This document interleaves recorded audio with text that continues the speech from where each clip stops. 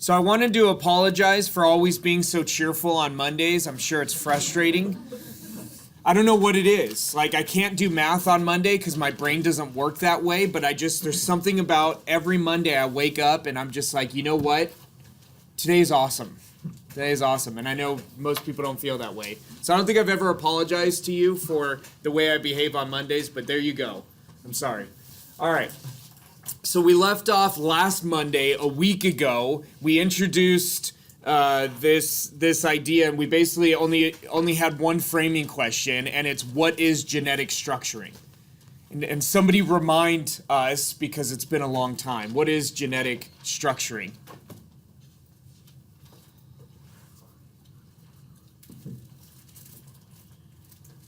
Genetic structuring, I'll remind us, is the combination of all genotype frequencies that make up a population. Okay? And so you've got phenotype, which is what the organism is actually expressing, right? We talked about this with regards to blue eyes. Yes? And we said, let's assume for a minute that eye color is determined by a single gene, right? This assumption is not true, but we're assuming it.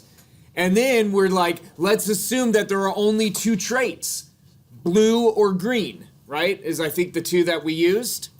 Okay, so it's controlled by a single gene, and there are two traits, two options, so two versions of that gene. You're like, okay, so the phenotype is eye color.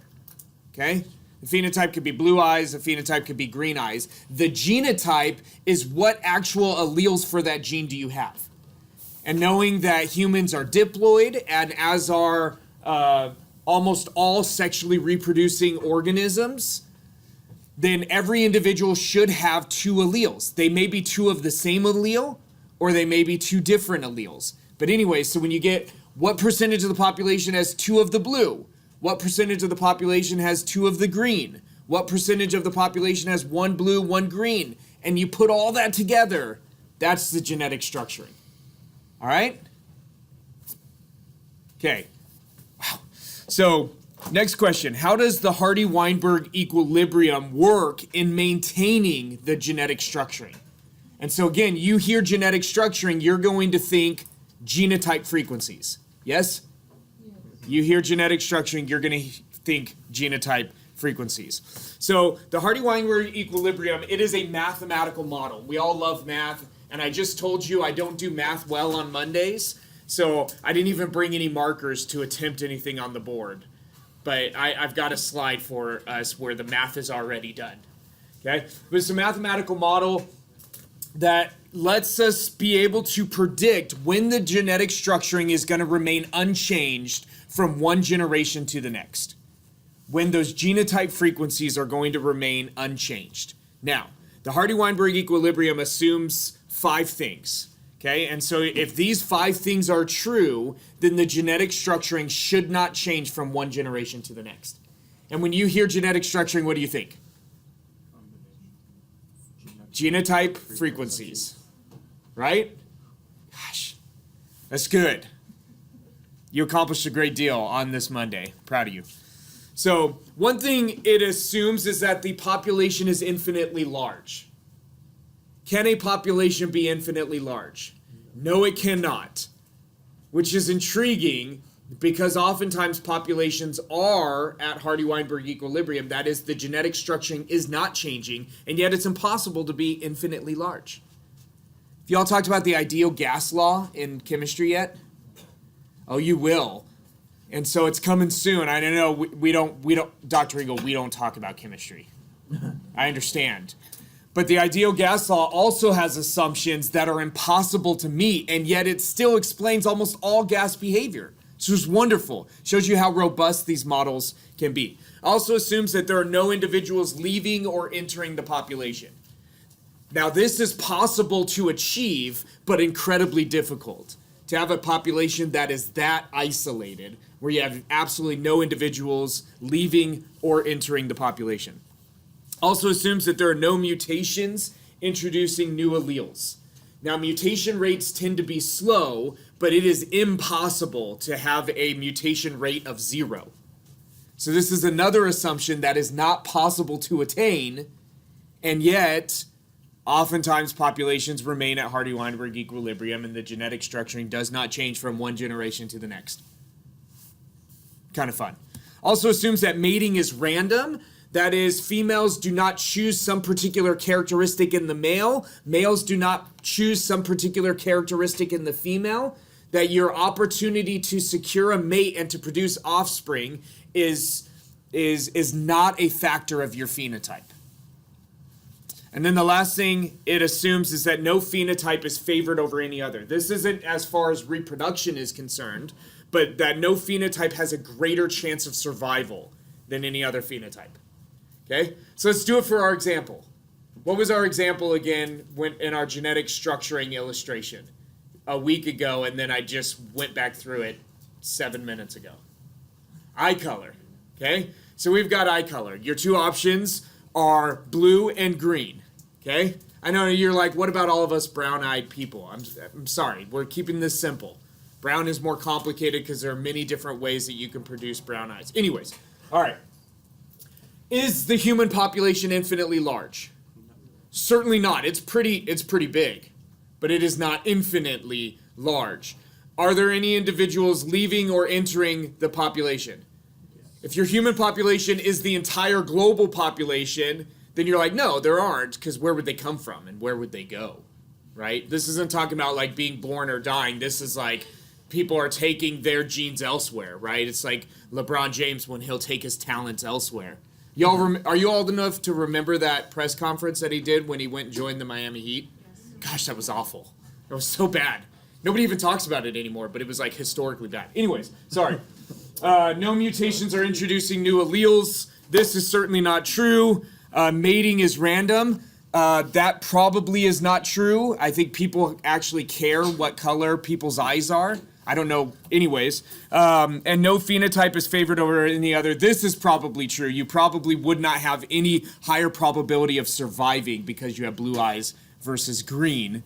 And yet, so we don't hit all of these assumptions of the Hardy-Weinberg equilibrium. And so what you would predict is probably that the genetic structuring of this character, eye color, is probably going to change from generation to generation, okay? For some reason or another. Yeah? So all those assumptions, except for the last one, are not true. Yeah, this is not true.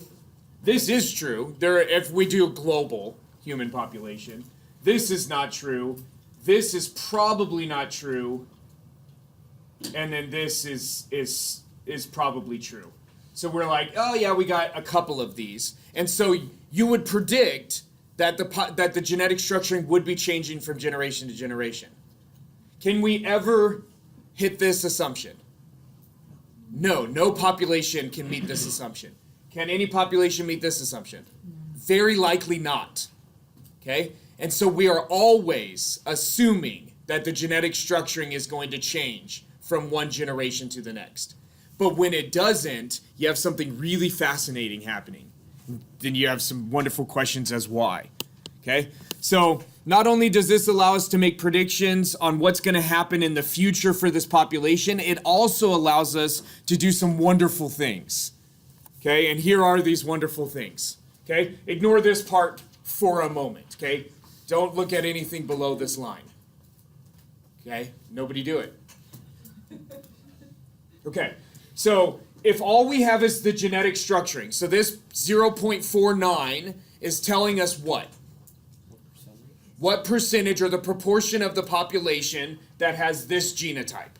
YY, right? Capital Y, capital Y. Okay? And 0.49 is 49% of the population has this genotype. Yes? Okay. Then we look over here. What is this 0.42 telling us? 42% of the population has this genotype, capital Y, lowercase y. And then this 0.09 is telling us what? 9% of the population has this genotype, which is lowercase y, lowercase y. Okay? If you want to put some names on this, here's homozygous dominant, here's homozygous recessive, and here's heterozygous. We can tell that it's this way because what's the phenotype of this individual? What color is it? Yellow. What's the phenotype of this individual? Yellow. What's the phenotype of this individual? Green, so we know that all you need is one copy of that yellow to get the yellow color, right? So yellow is dominant to green, right? Okay, so we have our genetic structuring, and we're like, that's not good enough. I want to know the allele frequencies. You're like, I don't care so much about the genotype frequencies or the genetic structuring. I want to know the allele frequencies, so then I can make predictions, more detailed predictions about what's going to happen, not at this level, but at the level of single alleles. Okay? So then what we can do is figure out, okay, what are the total number of alleles? Okay, so if there are 245 individuals here, 45 more here, 245 and 45 is 290. It's Monday, and I know I told you I don't do math well on Monday, but I'm pretty sure that's 290. Okay, and then plus another 210 is 500. Okay, I believe that's true, and it says right here that the total number of individuals are 500. Okay, so we have 500 individuals. Every individual is diploid. Yes? Which means every individual has how many copies of that gene? 2. So if there are 500 individuals with 2 copies each, how many alleles do we have? 1,000, right? Because I believe 500 times 2 is 1,000, plus it tells us 1,000 right there. Okay? These homozygous dominant individuals, both their copies are the dominant allele. Yes? Because that's all they have. Okay, so we have 245 individuals times 2 alleles gives us 490. And I'm pretty sure that 245 times 2 is 490 because it's written right there. Okay? And then of these 210 individuals, one of their alleles is the dominant, one is the recessive. So those 210 individuals equate to 210 more dominant alleles, right? Every individual has one dominant allele. There are 210. Every one of them has one. What is 210 times 1? 210. That's the math I can do on a Monday. Okay? And then so we have 490 alleles from our homozygous dominant individuals, 210 more. So there are 700 dominant alleles. Okay? And then over here, our recessive alleles, every one of these individuals has one recessive allele as well. So that's this 210 alleles. And then 45, every one of these individuals has 2 recessive alleles. 45 times 2 is 90. You can tell that because it's written right there. 210 plus 90 is 300, and now we've accounted for all 1,000 alleles. Okay, so what percentage of our alleles are the dominant allele? We have 1,000 total. 700 of them were the dominant allele, so 70% of our alleles are the dominant allele. And 30% are the recessive allele. So when you look at the population, and only 45 individuals out of 500 show that recessive trait, right? Right? 45 individuals out of 500 show the green color, that recessive trait. And yet, that recessive allele is making up 30% of the total alleles.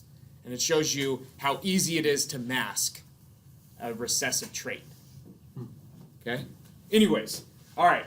Now ignore everything above the line. Okay? So we showed how you can go from the genetic structuring, the genotype frequencies, to the allele frequencies. And you loved it, right? And now this is how you would go from the allele frequencies to the genotype frequencies. You're going to love this one even more. So we develop what's called a Punnett Square. Okay? And we put we tend to put the female individual on the top of the square and the male individual over to the left, and we say, okay, in a breeding event, what possible offspring can they generate? Okay? But for this, we're doing any random female pulled out of our population, any random male pulled out of our population, what offspring can they generate and in what proportions? Okay? So the female, 70 on average, an average female pulled out of the population is going to have a 70% chance of having the dominant allele. Why is that? Because 70% of the alleles are the dominant allele. Right? So any random female pulled out of our population is going to have a 70% chance of having the dominant allele. Okay? What's the probability she's going to have the recessive allele? 30%. Why? Because 30% of all of the alleles are the recessive allele. Same thing for our male. Okay? So we have the dominant allele. We've got the dominant allele here. Male's going to have the same percentages as the female, the recessive allele here. And then what possible offspring can they make? Well, if the female gives a dominant allele to her gamete and the male gives a dominant allele to his gamete, then you're going to form a zygote that has 2 copies of the dominant allele. Right? The male gives a dominant allele to his gamete and the female gives a recessive allele to her gamete, you're going to form a zygote that has 1 dominant, 1 recessive. Right? If the female gives a dominant allele to her gamete and the male gives a recessive, you're going to form a zygote that has 1 dominant, 1 recessive. Right? And then if the female gives a recessive allele to her gamete and the male gives a recessive allele to his gamete, you're going to form a zygote with 2 recessive alleles. And if you want to know what the probability is of those events, you multiply the probability of that random individual pulled from your population giving that allele, which is equal to the allele frequencies. So 0.7, which was our probability of pulling a dominant allele. Yes? 0.7, which is our probability of what? The male pulling the dominant allele. What's 0.7 times 0.7? 0.49, which got us back to our what frequency of the population should be homozygous dominant. Okay? And then you can go in and do all that and you just get all these wonderful things happening and you're like, this is awesome. Dr. Ingo, this is probably the greatest thing we've done so far in this class. Now I know that if you give me allele frequencies, I can find the genotype frequencies, and if you give me genotype frequencies, I can find the allele frequencies. And here we go. Lecture break time. I only need you to work on one of these problems. You don't need to work on all 3. Select one of these problems, and with the people around you, find the solution to this problem. Now, you notice this second problem. What if the dominant allele increased to 90%? Everything else is the same as the first problem. All right? So take one of these. You have 5 minutes. 5 minutes. Give me the solution to one of these problems.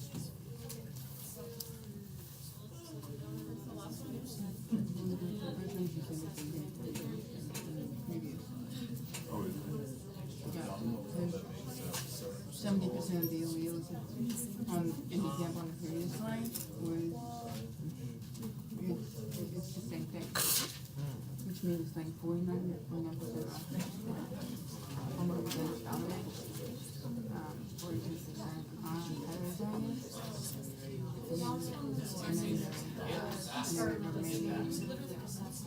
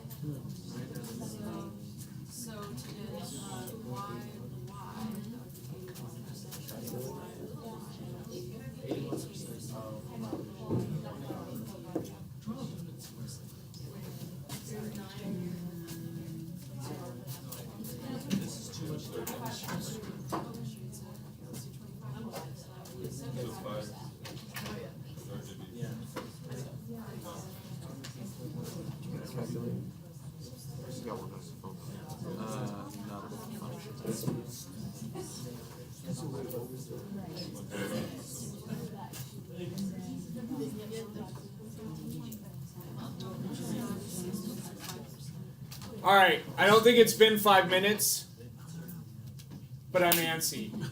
So let's do these together, okay? I don't think I can wait any longer. I'm sorry.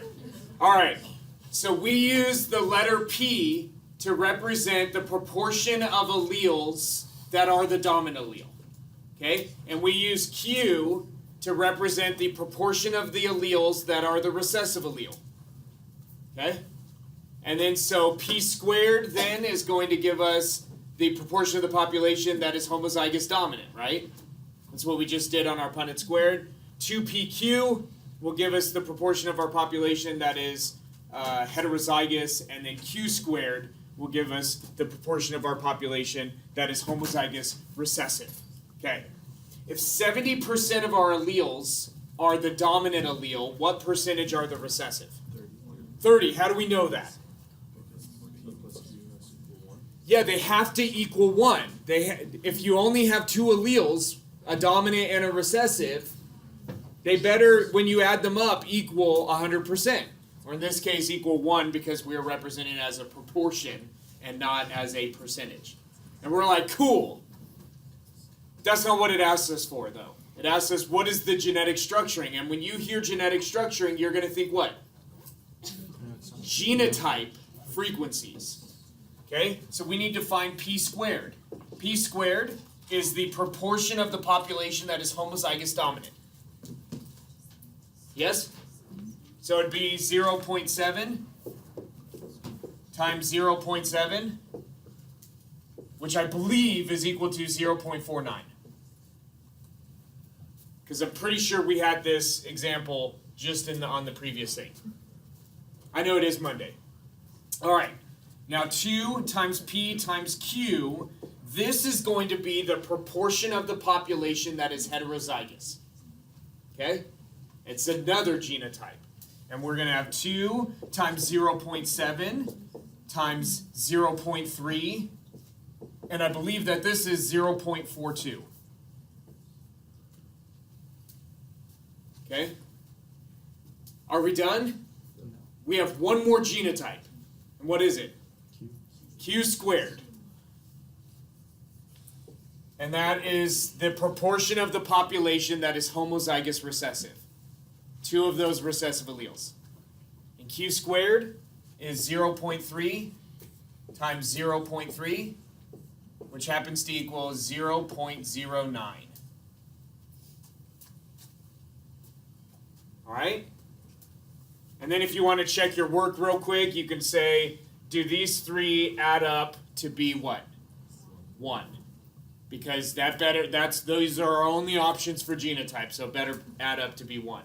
Otherwise, we're missing something. Or pretty close to 1. Sometimes your numbers, you'll add them all up and it gives you like 0.999. That's pretty close, right? Sometimes it just doesn't work all that great. All right.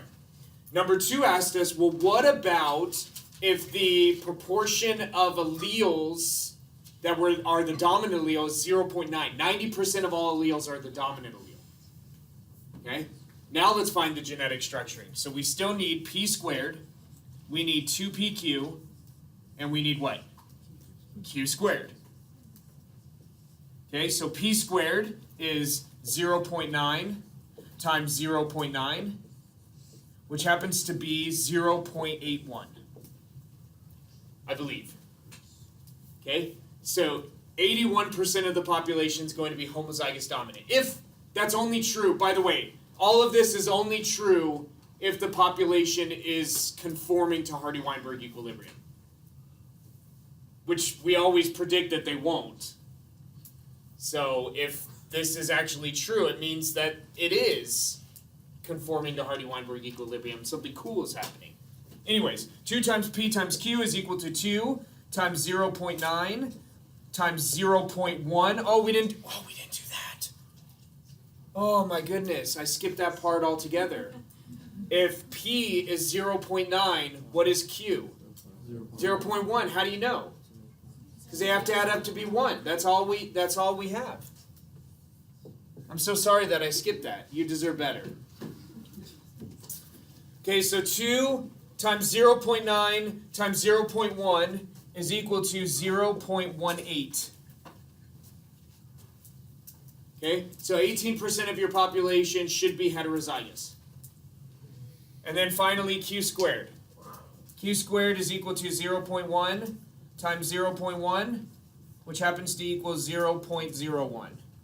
So 1% of your population is homozygous recessive, and so only 1% of your population is going to display that recessive trait. Okay?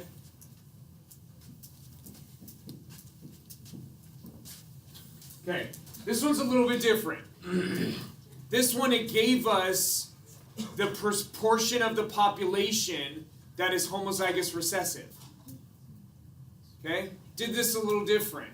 What do we do with this? We got to take the square root of this because we need to know Q. If we don't know Q, we can't find P. If we can't find P, we can't determine the genetic structuring. Well, lucky for us, we know Q squared. And lucky for us, we have calculators that we can put this in and just take the square root of both sides. Well, I mean, you wouldn't take the square root of this in a calculator. You'd just be like, okay, cool, square root of Q squared is just going to be Q. And we know that because the square root of anything squared is just whatever that base is, right? Okay, anyways, so then Q is equal to the square root of 0.25, which happens to be 0.5. Okay? All right? Cool, we're done, right? No, we're not done. We have Q, but it asked us to determine the genetic structuring. It didn't ask us what Q is. So if we have Q, what do we do next? We find P. And if Q is 0.5, what is P? 0.5, how do you know? Because if Q is making up half, what's making up the other half? The only other thing that's there, right? Okay, now are we done? No, we're not done yet. We've got to find P squared, and we need to find 2PQ. It already gave us Q squared, so we don't have to refine that unless you want to. But we do need to determine P squared and 2PQ, because when you hear genetic structuring, you're going to think genotype frequencies. And these are genotype frequencies. So P squared is going to equal P times P, which is 0.5 times 0.5. What is that? 0.25. Okay? And then this is going to be 2 times 0.5 times 0.5, because P is 0.5 and Q is also 0.5. And so this is 0.5. So in that scenario, 25% of our population is homozygous dominant, 25% is homozygous recessive, and 50% is heterozygous. Okay? That's good stuff, right? And you're like, now, Dr. Engel, not only do I know that I could go from allele frequency to genotype frequency, but I know with confidence now I can do it well. Yeah, Emily. So because dominant gene, like, does the dominant gene always have to be more than 50%? No, not at all. So here's I mean, you have some really cool things. So one of the few things in human genetics that's very obviously dominant recessive is blood type. And so A is always dominant to O, B is always dominant to O, and then A and B are co-dominant, they both get expressed, it gets a little messy. But let's just say A and O. So A is always dominant to O, A is way rarer than O is. O is way more common than A-type blood is, and way more common than B-type blood is. B-type is very, very rare, and yet B is always dominant to O. So now it usually goes that the dominant is the most common, but it's not always that case. Yeah, it's not always that case. All right. Any questions? Thoughts? Again, I'm sorry for the way that I behave on Mondays. I know it's exhausting. Yeah.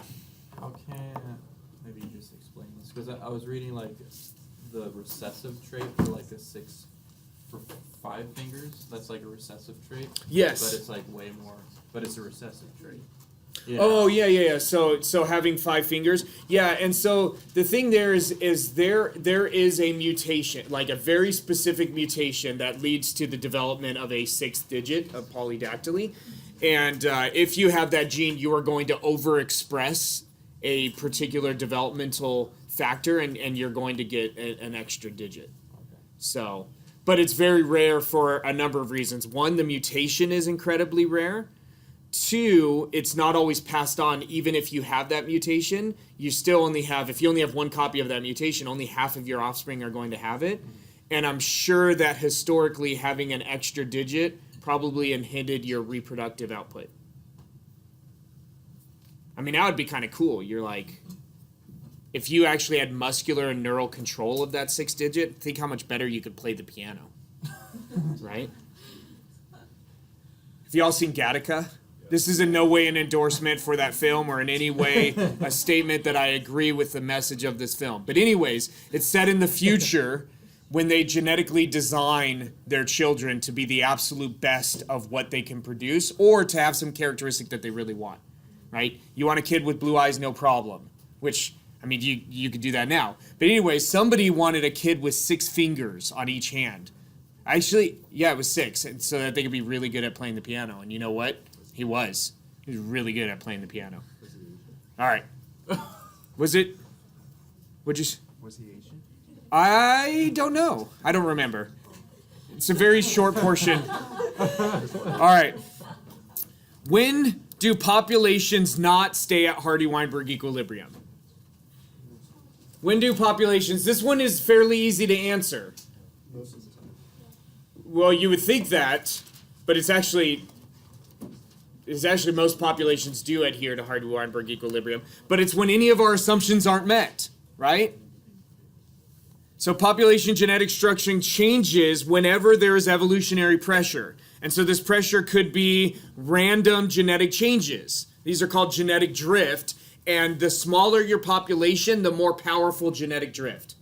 Again, the smaller your population, the more powerful genetic drift. Which makes sense, right? If you have a really large population and something random happens, it's probably not going to change your allele frequencies very much. If you've got a small population and something random happens, you might have a large change in your allele frequencies. Okay? So specific types of drift, the 2 most common types of drift are bottleneck events, where you take a massive population and you destroy all of it except for just a few individuals. And so you lose all of the variation that wasn't present in those few individuals that survive. Okay? The other one is the founder effect, and this is when a small number of individuals from a population go and found a new area. They start a new population somewhere else. You find a lot of this on islands, okay, where like a small subset of the mainland population went and colonized an island. Maybe unintentionally. Like they got blown out. Have you ever seen birds during a hurricane? Gosh, you got to watch a video. I mean, there are birds that they're just trying to mind their own business, like, and hunker down through the storm, and the wind blows their wings open like the parachute while you're parasailing and rips them off the island. It's pretty incredible. Anyways, there's some benefit to being a wingless bird on an island. Anyways, all right. I don't know if this is going to come up later, so I want to share this with you. I don't know if I've told you this already. If I have, I'm sorry. But we are pretty sure that there was an incredible bottleneck event in the fairly recent past in cheetahs. If you take 2 cheetahs on the opposite end of their range, they are going to be more similar genetically to each other than you would be to your sibling. Cheetahs are so genetically similar, you can take an organ transplant from any cheetah and no cheetah would reject that organ. They have just a ridiculously low amount of genetic diversity, which doesn't, bode well for the future of cheetahs. But anyways, that's another story. All right. So, yeah, Allison. So when did that happen or why? Probably in the last, 300 to 400 years, and why, who knows? I mean, they just almost went extinct and then have recovered back from that. Yeah. Same thing happened to other animals like the California condor, but they're really ugly. And I was going to say, like, most people don't care, but actually we invest a lot of money into bringing the condor back because, I mean, it's a state bird, Levi. How small would this bottleneck have to have been? That's a good question.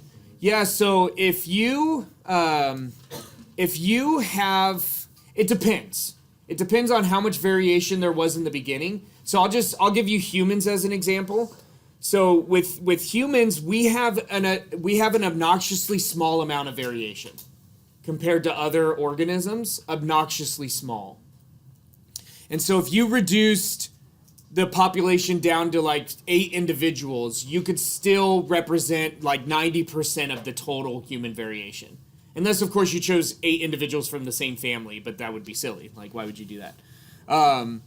So it depends on how much variation they had to begin with. If they had significantly more variation to begin with than humans do, it was probably pretty significant, like maybe down to a single breeding pair. Yeah. So, but yeah, I mean, we don't know because we don't know what their variation was like before it. Right? It could have been just like a founding event, like 2 individuals from the common ancestor between cheetahs and whatever their most common cat ancestor is, that started a new population. That's where your cheetahs came from. But I don't know. I don't know very much about the cheetah fossil record. All right. So gene flow, if you have individuals immigrating into or emigrating out of populations, you are going to change your allele frequencies, unless, of course, your population is really, really big, and then it may not change it significantly. If mutations introduce new alleles or add more of a certain type of allele, that's going to change your allele frequencies. Sexual selection, where one sex, usually the female, chooses some phenotype at the expense of others.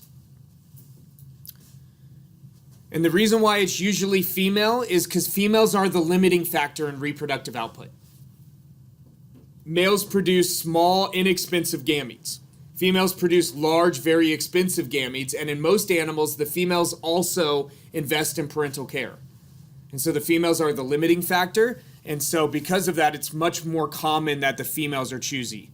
And so you see this especially true in like birds, where the male is very colorful and vibrant and shiny, and the female is very dull, because the female is actually selecting that colorful, vibrant patterns in the males because it's a symbol of something. Okay, so there's a hypothesis for why this is, and it's basically that if the males can show the female that they can survive with what would be a handicap, that is what's going to make them more likely to be eaten, like being this bold colored bird, and they can show a female that they can survive even in the midst of that handicap, it's an indication that that male has really high quality genes, right? He must be a really good flyer to be able to escape from predation, being that boldly colorful. Or think about peacocks with that massive tail, right? They're not great flyers anyways. Even the females don't fly all that well. Whales don't fly. Although, is there really a difference between swimming and flying? Anyways, that's another conversation for another time. I mean, the medium is different. Anyways, okay. So, but a male peacock, when it produces those really long tail feathers, it basically provides like a handle for something to grab as they're trying to catch that peacock to eat it. And you can find all kinds of videos and images of a lion, or not a lion, or a tiger, or some other big cat with a peacock in its mouth, and what it did was it grabbed those tail feathers. A lot of times you can see it dragging it by those tail feathers. That's a massive handicap, okay? And if you can demonstrate that you can survive in the midst of that, it's an indication that you have high quality genes. There's another one, it's called the sexy son hypothesis, and so it's females choose males that are going to make their male offspring more attractive to females. Right? So it may not be an indication of any quality in the male, but it's like females like these characteristics, so I'm going to choose a male that's going to give me a more opportunity to have that characteristic in my male offspring. Oh yeah, and then natural selection. So if some phenotypes survive better than others, okay, you're very likely going to have your population shifting away from Hardy-Weinberg equilibrium. All right? Any questions? So according to this, we should expect populations to depart from Hardy-Weinberg equilibrium all the time. And yet, they often don't.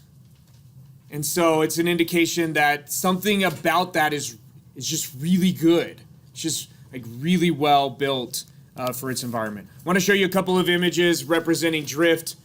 And so here's a representation of drift. You have two different morphs. You've got a brown morph and a white morph. And there's nothing that says that the brown individuals are going to survive any better. Maybe they don't live in a really dark landscape where that morph helps them to avoid predation. It's just something random happens, and eventually you move the rarer morph out of the population. Not because it inhibits their survival, but it's just that's what drift does.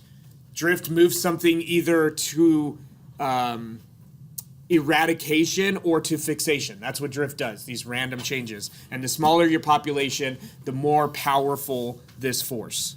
Okay? Here's a representation of what's meant by a bottleneck. Here's your original very large population, and you restrict it to only a few individuals. And notice there are colors, there are morphs that we completely lost. Okay? And so you lose some of that variation during a bottleneck event. Yeah? So is there any evidence of that happening in the human population? I mean, we do have an unusually small amount of variation, which typically you would use that to infer that there was some kind of a bottleneck event in the history of man.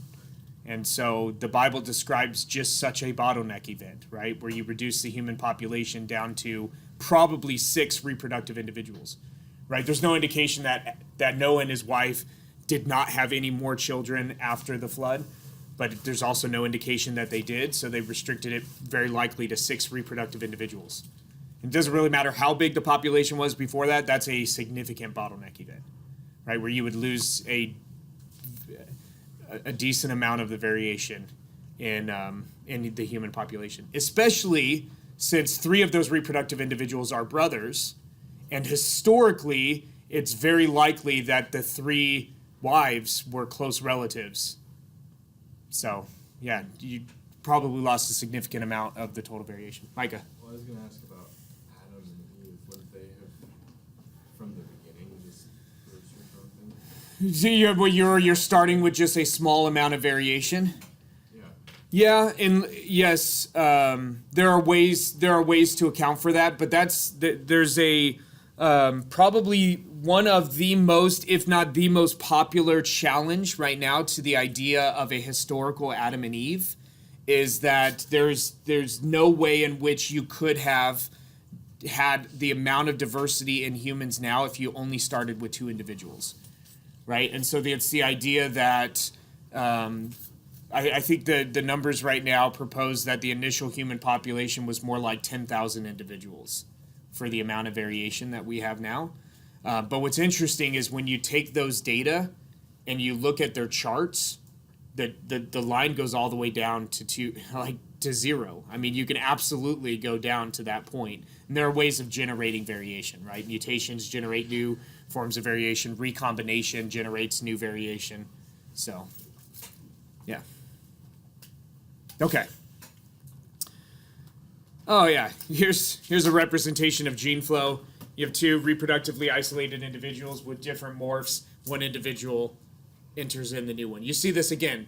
You see this a lot in islands where, the individuals from the mainland probably came and established that population to begin with, and every now and again more individuals from the mainland come and join the population. All right.